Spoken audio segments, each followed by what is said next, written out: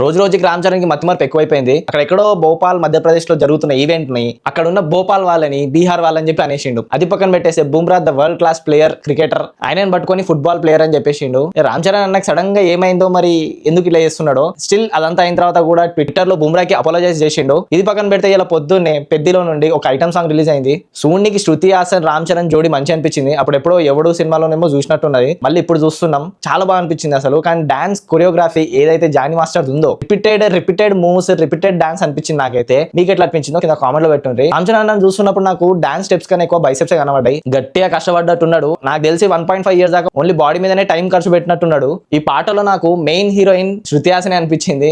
జాహ్నవి కపూర్ అయితే సైడ్ చేసి పడేసిండ్రు మొత్తానికి. కానీ ముగ్గురు ఉన్నప్పుడు కొన్ని స్టెప్స్ ఉన్నాయి లాస్ట్ లో, చాలా బాగా అనిపించింది. అక్కడ రామ్ చరణ్ అన్న గ్రేస్ ఏందో కనబడ్డది. ఏఆర్ రెహమాన్ మ్యూజిక్ డైరెక్టర్ గా సాంగ్ మాత్రం నాకు అస్సలు నచ్చలేదు. రామ్ చరణ్ అన్న ఆయన స్టెప్స్ నచ్చింది కానీ సాంగ్స్ మాత్రం నచ్చలేదు. జస్ట్ హల్లల్లో ఆ థీమ్ ఏదైతే ఉందో అది ఒక్కటే నచ్చింది. మిగతా లిరిక్స్ అది ఎక్కడ సింక్ లేకుండా అనిపించింది నాకు. మీకు ఎట్లా అనిపించిందో కింద కామెంట్ లో పెట్టుండ్రి. యాక్చువల్లీ ఈ సాంగ్ నిన్ననే రిలీజ్ అవ్వాలి కానీ ఇవాళ రిలీజ్ చేసిండు. రోజుకి ఇట్లా పోస్ట్ పోన్ చేసుకుంటా పోతుంటే అసలు సినిమా మీద ఇంట్రెస్టే పోతుంది. రామ్ చరణ్ అన్న ఫ్యాన్స్ కి కూడా ఇంట్రెస్ట్ పోతుంది సినిమా మీద. మేబీ అవుట్పుట్ బాగుండొచ్చు, ఏదైనా కావచ్చు, కానీ మరి ఇంత పోస్ట్ పోన్ చేయడం అయితే కరెక్ట్ కాదనిపిస్తుంది నాకైతే. సాంగ్స్ బీజిఎం అంతా ఎక్కలేదు కానీ ఇక సినిమా ఎట్లుంటావో June 4th చూద్దాం ఇక.